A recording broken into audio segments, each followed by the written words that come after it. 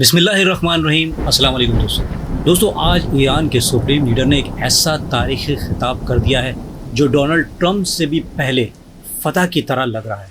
अगर ट्रंप ये सोच रहा था कि वो शिकस्त के बाद आखिर फतह का ढोल पीटेंगे, तो ईरान के सुप्रीम लीडर ने इससे पहले ही फतह का ऐलान कर दिया।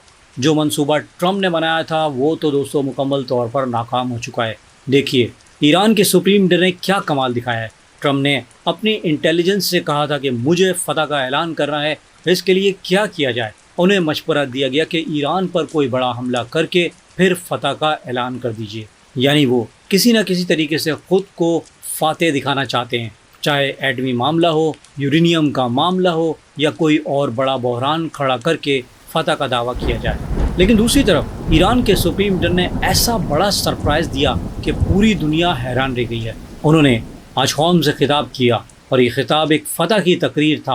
आज उन्होंने दो बहुत अहम और बड़ी बातें की। पहली बात यह है कि सीज़ फायर को अब मुकम्मल भूल जाएं, और दूसरी बात खलीज फ़ारस का इलाका अब भी दुनिया में अहम रहेगा, लेकिन अमेरिका के बग़ैर।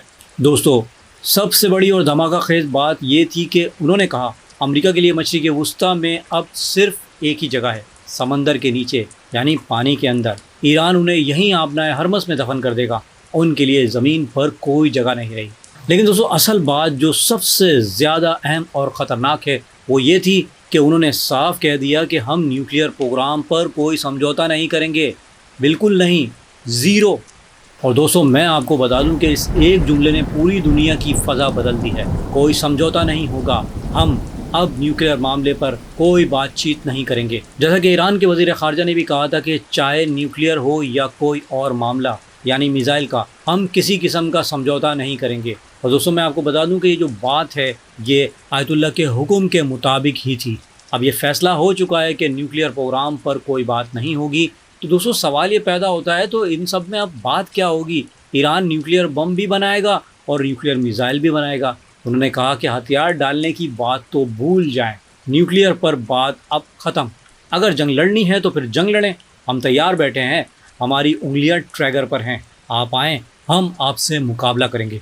दोस्तों सूरत हाल ये है कि तेल की कीमत अब $125 फ़ी बैरल से ऊपर जा चुकी है, और अगर अमेरिका उन्हें कुछ वक्त के लिए मसनूई तौर पर नीचे भी ले आए तो वो ज़्यादा देर तक उसे नीचे नहीं रख सकेगा। अगर किसी को अब भी ये गलतफहमी है तो वो उसे दूर कर ले, ये कीमतें अब रुकने वाली नहीं हैं। दोस्तों महंगाई का एक बहुत बड़ा तूफ़ान आने वाला है, ख़ास तौर पर इंडिया और पाकिस्तान इससे बहुत मुतासिर होने वाले हैं, क्योंकि हम कोई तेल पैदा नहीं करते, हम तो तेल ख़रीदते हैं। और जब हमें तेल ही नहीं मिलेगा तो इतनी बड़ी आबादी को फिर कैसे संभाला जाएगा। और दोस्तों ये हमारे लिए बहुत संगीन मामला बनता जा रहा है। यानी आने वाले दिनों में जो तेल हमें यहाँ 400 या 500 रुपये में मिल रहा है वो 1000 रुपये से ऊपर होने वाला है। यानी दोस्तों आने वाला जो वक्त है वो बहुत तवक्कुन होने वाला है। अब अगला मरहला इससे भी ज़्यादा ख़तरनाक है, क्योंकि ईरान ने अब साफ ऐलान कर दिया है कि वो एटमी ताकत बनकर रहेगा और किसी भी किस्म के समझौते के लिए वो तैयार नहीं।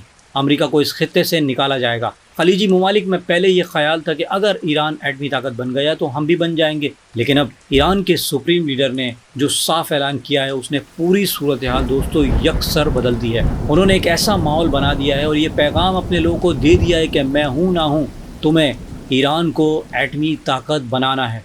यही अमेरिका की दोस्तों सबसे बड़ी गलती साबित हुई है कि जो ईरान पहले एटमी ताकत नहीं बना था अब वो बनने जा रहा है। आपने एक शख्स के पूरे ख़ानदान को तबाह कर दिया। आप सोच भी नहीं सकते कि अगर आयतुल्लाह अली ख़ामनेई साहब ज़िंदा होते तो आज अमरीकियों का ये हाल ना होता। जब आप किसी को मारते हैं तो दोस्तों बदले की आग तो खुद ब खुद भड़क उठती है। आपने किसी की बीवी को शहीद कर दिया, किसी के बच्चे को शहीद कर दिया, वहाँ पर उसके वालिद को शहीद कर दिया, उसके बहनोई को शहीद कर दिया, उसकी बहन को शहीद कर दिया, उसकी माँ को शहीद कर दिया, वहाँ पर स्कूल में 170 मासूम बच्चियों को शहीद कर दिया। आज इस वक्त उसकी आंखों में जो खून उतरा हुआ है उसका अंदाज़ा आप कर भी नहीं सकते। अब वो आपको कभी नहीं छोड़ेगा। दोस्तों आयतुल्लाह अली ख़ामनेई साहब भी कोई समझौता करने वाले आदमी नहीं थे।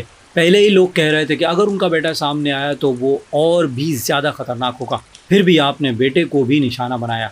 अब बेटा भी मैदान में खड़ा हो गया है। अब आपको क्या लगता है कि बाकी जो लोग हैं वो खामोश बैठ जाएंगे? अगर आज आप मुश्तबा ख़ामनेई साहब को भी कुछ कर दें तो उनके बाद क्या पासदाराने इनकलाब जो है वो क्या हाथ पर हाथ धरकर बैठ जाएंगे? सवाल ही पैदा नहीं होता। वो आपको नहीं छोड़ेंगे, उन्होंने आपको छोड़ना ही नहीं है। आप बहुत बड़ी गलतफहमी में जी रहे हैं। इसीलिए आज उन्होंने साफ कह दिया है कि बस अब कोई समझौता नहीं। दोस्तों, ट्रम्प जो है वो फतह की तकरीर करने का सोच रहा था, लेकिन ईरान के सुप्रीम लीडर ने उससे पहले ही फतह का ऐलान कर दिया। अब अमेरिका के अंदर क्या सूरत हाल है? सुप्रीम लीडर ने कह दिया है कि हम एटमी ताकत बनेंगे। नॉर्थ कोरिया ने भी यही रास्ता अपनाया, पहले रिवायती मिसाइल को मजबूत किया और फिर एटमी ताकत बना। आज ईरान की मिसाइल, ड्रोन, जंगी सलाहियत और दिफाई निज़ाम इतनी मजबूत सतह पर हैं कि कोई भी ताकत उन्हें आसानी से झुका नहीं सकती। एक सादा सी बात दोस्तों समझ लीजिए कि अगर पूरी दुनिया ईरान के खिलाफ हो जाए, चीन और रूस को अलग कर दें, तब भी ईरान को हराया नहीं जा सकता, क्योंकि उसने पूरी दुनिया को ये दिखा दिया है कि जंग लड़ना क्या होता है और उसे कैसे जीता जाता है। और दोस्तों, अमेरिका ने क्या किया? अमेरिका ने उनके स्कूलों पर हमला कर दिया, उनके अस्पतालों को निशाना बनाया, उनकी यूनिवर्सिटीज़ को हिट किया। जबकि पीट हेग्सेट से पूछा गया कि तुमने बच्चियों के स्कूल पर मिसाइल क्यों मारा, तो उसके पास इस बात का कोई जवाब नहीं था। कहने लगा कि मामला अभी तफ्तीश में है। दोस्तों, यही होता है जब आप मासूम लोगों को मारते हैं और फिर ताकत के गुरूर में आ जाते हैं। आपने ईरान के सुप्रीम लीडर को शहीद किया, ये सबसे बड़ी गलती थी। आप ये समझ रहे थे कि हम उन्हें शहीद कर देंगे तो सब खत्म हो जाएगा। ये आपकी सबसे बड़ी गलतफहमी थी। पहले ईरान ये कहता था कि ठीक है, न्यूक्लियर पर बात कर लेंगे, लेकिन दोस्तों मैं आपको बता दूं कि फतवा अब वापस हो सकता है, क्योंकि उन्होंने देख लिया कि अगर हमारे पास एटमी ताकत होती तो ये मासूम बच्चे जो हैं ये लोग बच जाते। नॉर्थ कोरिया पर हमला करके दिखाएं, वो न्यूयॉर्क और वाशिंगटन को उड़ा कर रख देगा। इसलिए किसी गलतफहमी में ना रहें। अब ईरान पीछे नहीं हटेगा। ईरान अब एक मजबूत ताकत बन चुका है। उन्हें पता है कि अमेरिका का वक्त ख़त्म हो चुका है। हम अब अमेरिका को छोड़ने वाले नहीं। ऊपर से रूस और चीन का पैगाम भी आ चुका है कि तुम लड़ो, हम तुम्हारे साथ हैं। इसराइल ये चाहता है कि ईरान पर एटमी हमला हो जाए, मगर दोस्तों मैं आपको बता दूं कि ऐसा नहीं होने वाला। अमेरिका के लिए अब सबसे बड़ा चैलेंज ये है कि इस सूरत हाल से कैसे निकला जाए। वो दुनिया को क्या जवाब देंगे? हम खुद इस मकाम तक पहुंच गए हैं कि इससे निकलना बहुत मुश्किल हो चुका है। अब उनके पास सिर्फ एक ही रास्ता बचा है, एटमी हमला। लेकिन अगर उन्होंने ईरान पर एटमी हमला किया तो फिर पूरी दुनिया उन पर टूट पड़ेगी। रिवायती तरीक़ों से ईरान को अब वो शिकस्त नहीं दे सकते। पाबंदियाँ लगाईं, हमले किए, मिसाइल दागे, कुछ नहीं हुआ। अगर आज ईरान से पाबंदियाँ हटा दी जाएं और वो आज़ादाना तेल और गैस बेचने लगे तो पूरा खित्ता बेहतर हो सकता है। असल बात यह है कि ईरान ने बहुत बड़ी कुर्बानी दी है, अपने बड़े रहनुमाओं को उसने कुर्बान किया। अब वो इस मकाम पर पहुंच चुके हैं कि जहां से पीछे हटने का कोई सवाल ही पैदा नहीं होता। ईरान पर अब सख्त मौक़िफ़ वाले लोग आ चुके हैं, ये नरम सियासत नहीं करते।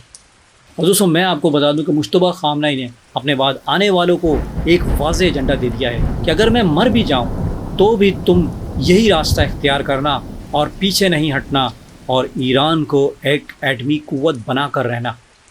अब ईरान में सिर्फ एक ही शख्स का हुक्म चल रहा है और उसका नाम है सुप्रीम लीडर आयतुल्लाह मुश्तबा ख़ामनेई।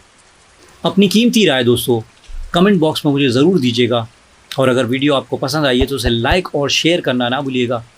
और मज़ीद ऐसी वीडियोस के लिए प्लीज़ मेरे इस चैनल को सब्सक्राइब कर लीजिए।